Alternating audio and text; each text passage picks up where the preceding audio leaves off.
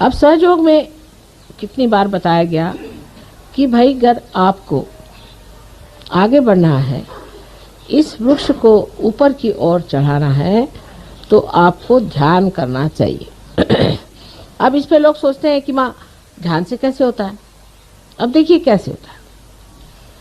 जब तक आप ध्यान नहीं करते हैं, मन चल बिचल थोड़ा सा रहता है। जब आप सहयोग के विधि के साथ ध्यान करते हैं तो आप निर्विचार में उतर जाते हैं। निर्विचारिता आपको शांति प्रदान करती है।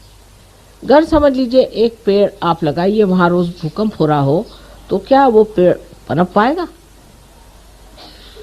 जिस जगह शांति होगी वहीं न तो पेड़ बढ़ेगा। जहाँ अशांति है, जहाँ हर चीज हिल रही है, डावाडोल है, वहाँ क्या कोई पेड़ पनप सकता है? जिस हस्ती में शांति प्रस्थापित हो गई है, वहीं पे ये पेड़ बढ़ सकता है। इसलिए पहले निर्विचारिता में उतरना पड़ेगा। उसके लिए ध्यान के सिवाय और कोई सा मार्ग मुझे नजर नहीं आता।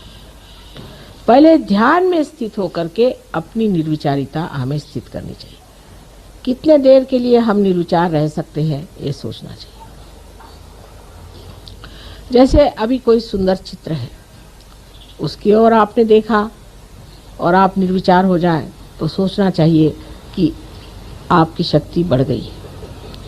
किसी भी चित्र के ओर देखने के बाद आप में अगर ऐसी भावना है कि ये चित्र अगर मुझे मिल जाए तो कैसा होगा, इसको कहाँ से खरीदना चाहिए, ये कितने का है, ये किसने बनाया, माने अगर विचारधाराएं शुरू हुई, तो ये समझ लेना चाहिए कि हमने इस चित्र से प्यार करना शुरू कर दिया है, अपने से नहीं।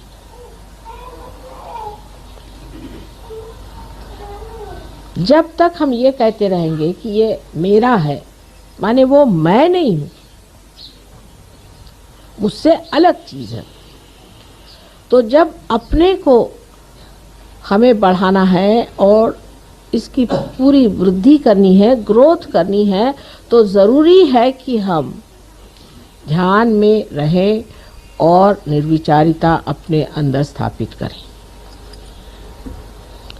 जब तक निर्विचारिता स्थापित नहीं होती है, सहयोग बातचीत ही बातचीत रह जाएगी।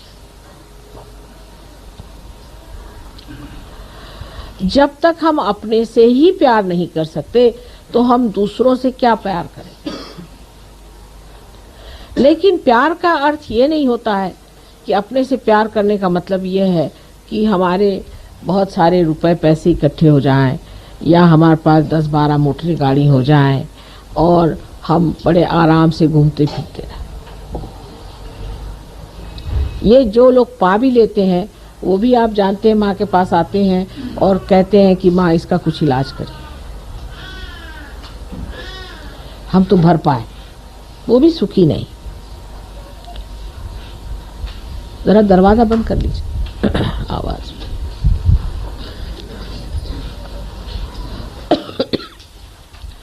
अब जो अपने से प्यार करता है, वो सब चीज से देखता है कि ये शरीर जो परमात्मा का है, जो उसका मंदिर है, उसे किस तरह से सुंदर स्वच्छ रखा जाए।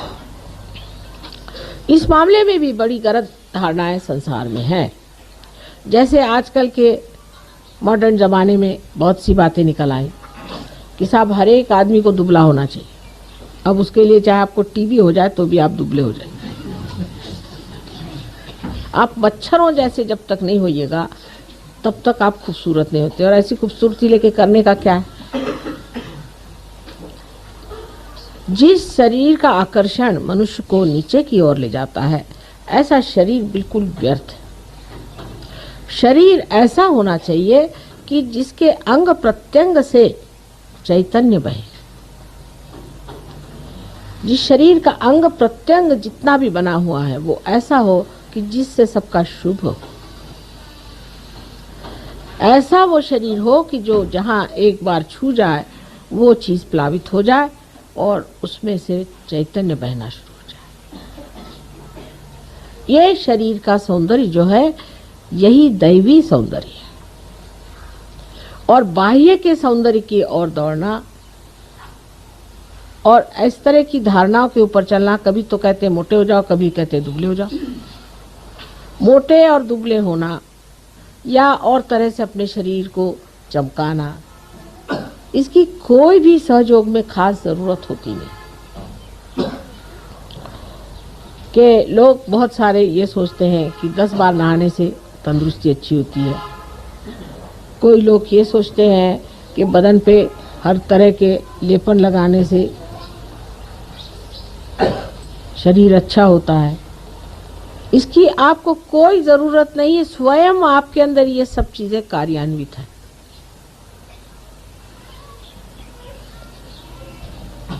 ध्यान ये देना चाहिए, क्या हमारे शरीर की यष्टि ऐसी है कि इसके अंग प्रत्यंग से पवित्रता बहती है? हमारी ओर देखकर लोगों को क्या पवित्रता की भावना आती है कि अपवित्रता की? इसीलिए बहुत बार मैं आपसे कहती हूँ कि जो परंपरागत हमारे अंदर कपड़े आदि का व्यवहार बताया गया है, उसे आप इस्तेमाल करें। ये हजारों वर्ष की तपस्या से पाया हुआ एक बड़ा भारी धरोहर हमारे पास है, हेरिटेज है। और उसकी परंपरागत जो चीज़ें हैं उनको संभालने का प्रयत्न। परंपरागत जो कलाएं हैं, परंपरागत जो आभूषण आदि हैं, उसके जो वस्त्र आदि हैं, ये हजारों वर्षों से हमारे देश में परख के पाए हुए हैं। उनको आपको इस्तेमाल करना चाहिए, उसका उपयोग करना चाहिए। लेकिन हम लोग इतने अभिभूत हैं पाश्चिमात्य देशों से कि हम अपनी जो कुछ भी संस्कृति है, संस्कृति जो पवित्र बनी हुई कृतियां हैं, उसको भूल करके बाहर की चीज़ों को अपना लेते। और इसी से हमारे अंदर जो चीज़ अत्यंत महत्वपूर्ण है, जिसे हम आत्मा कहते हैं, उस पे आवरण पड़ जाते हैं। अपने देश की हजारों वस्तुएं ऐसी हैं जो आत्मा को सजाती हैं, दबाती नहीं। लेकिन हमारी दृष्टि बाह्य की ओर जल्दी जाती है। उसकी भी वजह है, मनुष्य होने के नाते दृष्टि बाहर जाती ही है। एक बार आपसे समझाया था मैंने कि ऐसा क्यों होता है। लेकिन जब हम अपनी ओर दृष्टि ले जाना चाहते हैं तो मन ही मन मुस्काते हैं और सोचते हैं कि कितना सुंदर है अंदर, कितना पवित्र है अंदर, कितना आनंदमय है। इसको छोड़ करके हम और क्यों भटक रहे हैं? लेकिन क्योंकि वो प्रांगण हमने अभी तक पाया नहीं, उसको जाना नहीं, इसलिए हम ये कार्य कर रहे हैं। इसीलिए हम अपने को इतना प्यार नहीं कर पाते। ऐसी चीज़ों को प्यार करते हैं जो हमारी आत्मा को धूसर करते, हमें दिखाई न दे। बहुत सी बातें इस तरह की हमारे जीवन में है। अब जैसे पाश्चिमात्य लोगों की बातें हैं, अब तो हम रह चुके हैं वहाँ। हम देखते हैं कि इतना बिला वजह वो लोग अपने जीवन को बर्बाद कर रहे हैं, अधोगति में जा रहे हैं, कि इन लोगों के लिए उठाना बहुत ही मुश्किल काम, वो समझाना बहुत ही मुश्किल काम है, क्योंकि इनके अंदर कोई जड़े ही नहीं। जो आए तो जिधर चाहे बहका दे, इधर बहका दे तो इधर बह गए, उधर बहका दे तो उधर बह गए। लेकिन आपकी जड़ें हैं और आप ही लोग उनका उद्धार कर सकते हैं। वो लोग अपना स्वयं उद्धार नहीं कर सकते। उनकी मदद आपको करनी कि अपनी जड़ों को पहचाने। और ये जड़ का जो ज्ञान है, जो सहयोग में निहित है, सहयोग में छिपा हुआ जो ज्ञान है, वो इस जड़ का, ये आप लोग जानिए। तो दूसरी बात ये आ जाती है कि शरीर के साथ आपका ज्ञान भी प्रगल्भ होना चाहिए, वो भी एक संतों जैसा होना चाहिए।